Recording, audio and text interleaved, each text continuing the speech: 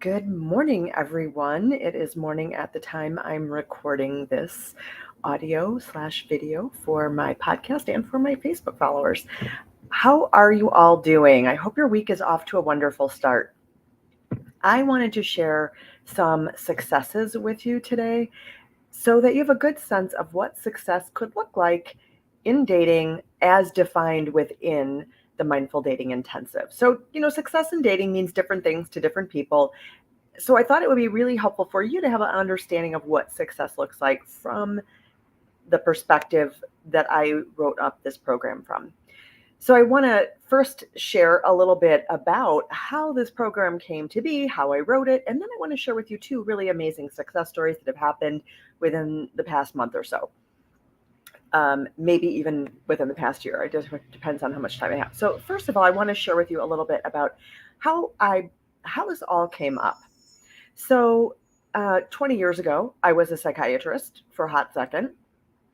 And during that time, not only did I issue medications to people, but I also really worked hard to get people off of medications. And I found that there were 4 tools that if I could equip my patients with those tools, they could get off medications. And I started sharing this with every single client, every single session.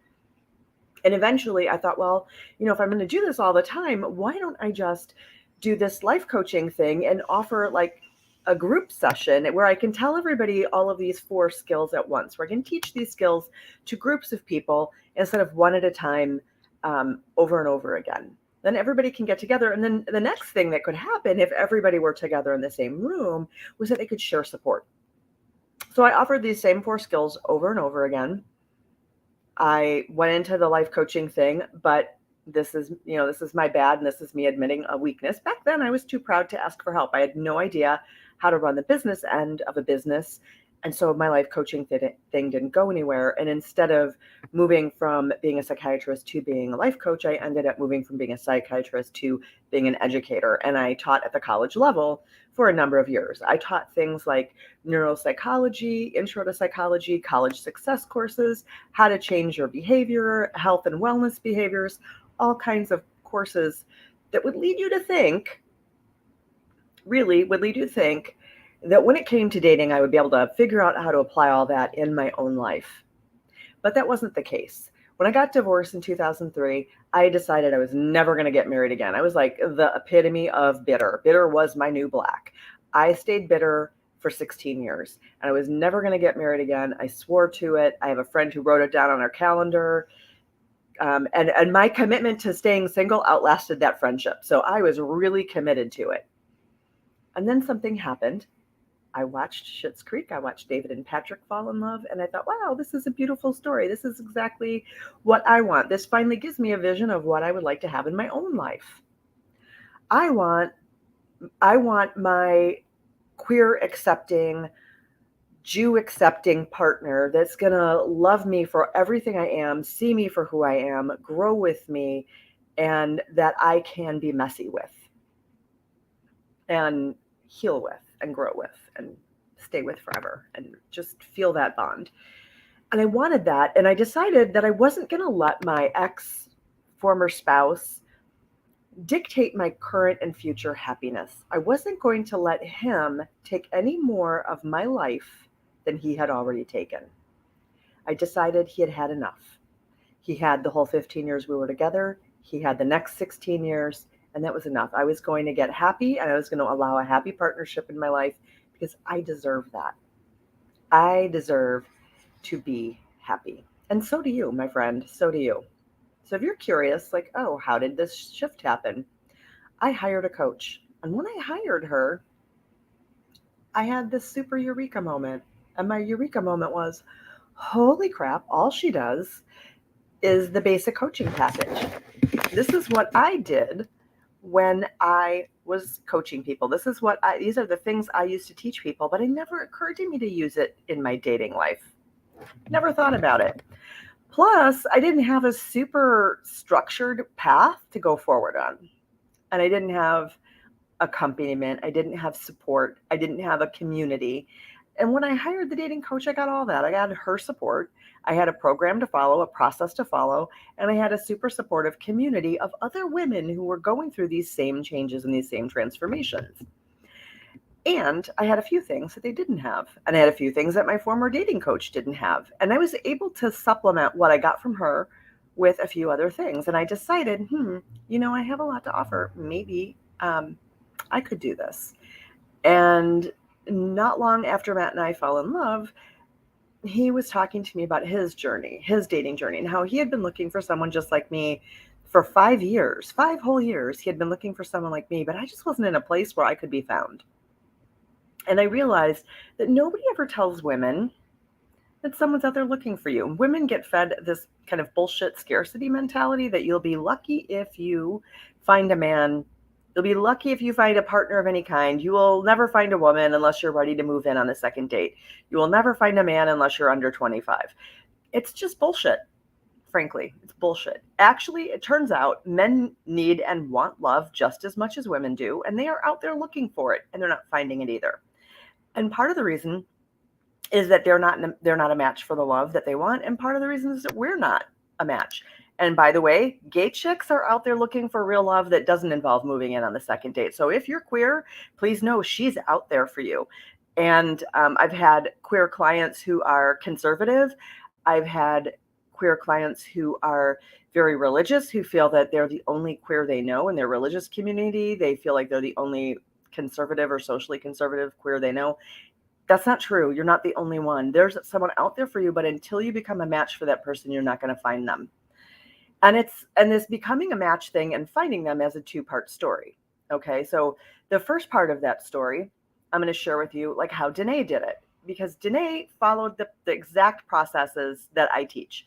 And when she followed those processes, she developed a skill that's called self-leadership. And corporate executives spend thousands and thousands of dollars learning these skills and learning how to do this for the benefit of a corporation.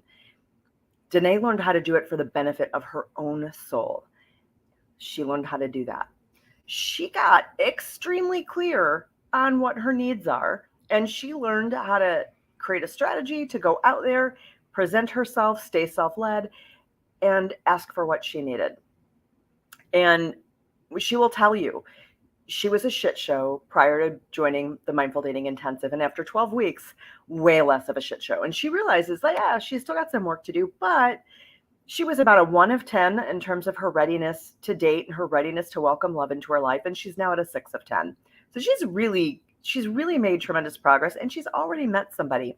And this person is willing and interested in doing the growth work with her from here forward. They're reading personal growth books together. She's setting boundaries that she was never able to set inside of a relationship. He's accepting those boundaries and supporting her in really tangible ways on her growth journey, and in fact, even joining her. And if you missed the interview and you would like a link to my interview with Denee, please let me know and I will send you a link so you can hear her in her own words. She is thrilled with the changes that she got inside the Mindful Dating program. So if you want that, drop a comment. I'll put a link in, or I'll send you a personal message back. That's probably a better way for me to do that. But please don't miss the opportunity to hear Denee's interview, because it will just enlighten you and in terms of the transformation that's possible inside of that program. And I have a couple of other clients. So last summer I was sort of in a pause between group formats. I went from one format of running the group to another, and I hit pause. I didn't take clients into the group format. I offered Mindful Dating on an individual basis. And there's two things I want to say about that. And the number one thing that I want you all to understand is it takes a lot longer when you're alone. It is a lot faster process when you are inside of a group. And there are a couple of reasons for that.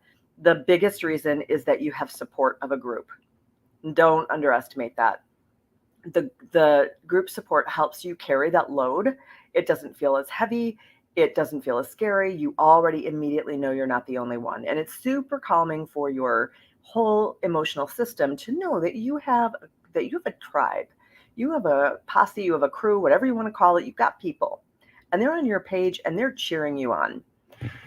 At any rate, they did this individually, and I'm going to call them Client M and Client N. Neither one of them they both have public kind of careers and don't want their names used. So client M started with me, I don't know, last May, June-ish, and we worked together for 4 or 5 months. She had a transition period in her life, got a promotion in her job, was a lot busier, needed to hit pause. And what she discovered was that all that she had learned through that mindful dating work that we did together shifted her not only in how she approached her work and how she approached the people she supervised, it also shifted how she let people into her life. So she had been for several years involved with somebody who had a primary commitment to a different partner. And she was getting some of her needs met, but certainly not the commitment need and the solidness and the comfort that comes with having a partner who's on your team the whole way. And she was able to let this person out of her life in the course of our working together within the mindful dating program. And then she was able to let genuine love in. And the last I talked to her was a couple months ago, and she has been dating someone really fantastic for about 3 or 4 months. She's feeling loved. Her needs are met. He's 100% committed to her. She feels the solidness of his commitment and the fact that he's Team M all the way. Then we'll talk about client N.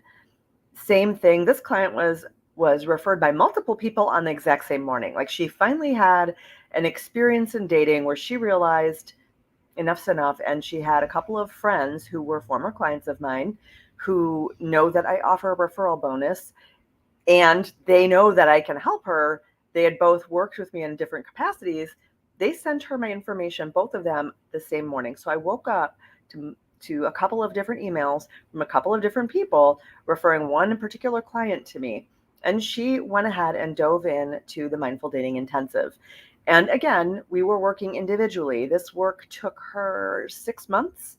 And by the end of the 6 months, she is now happily and delightedly in an amazing relationship. She's been dating this guy for a couple months. They have very recently decided to become exclusive, and they have, both of them together, have every confidence that they're going to end up having a lifetime of happiness together. And they are really well established in the processes that it takes to make a marriage vibrant and thriving, as vibrant and thriving as possible for as long as possible. So she is happily in that relationship. And again, just to sort of emphasize, it took her much longer to get through all of the program. It took her 4 months to get through the program instead of 3, and then another couple of months afterwards working individually to really clean up the processes by which she dated so she could be in a place to be a good match for the partner who's a good match for the life she wants to create in the future. So if any of this resonates with you, if you can relate to being like a little bit of a shit show dating people who aren't committed to you, dating people who ghost you, wanting something really deeply in your heart, wanting to create an extraordinary relationship, maybe something you've never seen anyone create. Maybe you didn't have parents who stayed married, and maybe you like, oh, I think I could do better. I would really like that. I want this intact family. I want to create wealth together. I want to create a life of leisure together. I want to build my own happiness empire. That's what I'm about. This is my thing. I want to grow as a team and a couple, and I want mutual thriving, and I've never seen it done. That's what I want. If you are interested in that, if you are interested in something truly extraordinary, I have an offer for you, and it's a free offer. I would like to invite you to my 5-day dating reset. It starts on Monday, March 23rd, or March 13th rather, Monday, March 13th, and it starts at 3 p.m. Mountain Standard Time. Sign up for that, drop me a comment, hit a like, PM me. I will send you the link to register, completely free. I'll be sending along playback links so that you can watch this after it's over with, and you will not miss a thing. You'll get a free workbook, and we will have live sessions every day. So you will have a whole lot of support for that 5 days, getting a sense of what those steps are that are involved in changing and transforming your dating life so that you can have the extraordinary love that you deserve and that you deeply desire to create.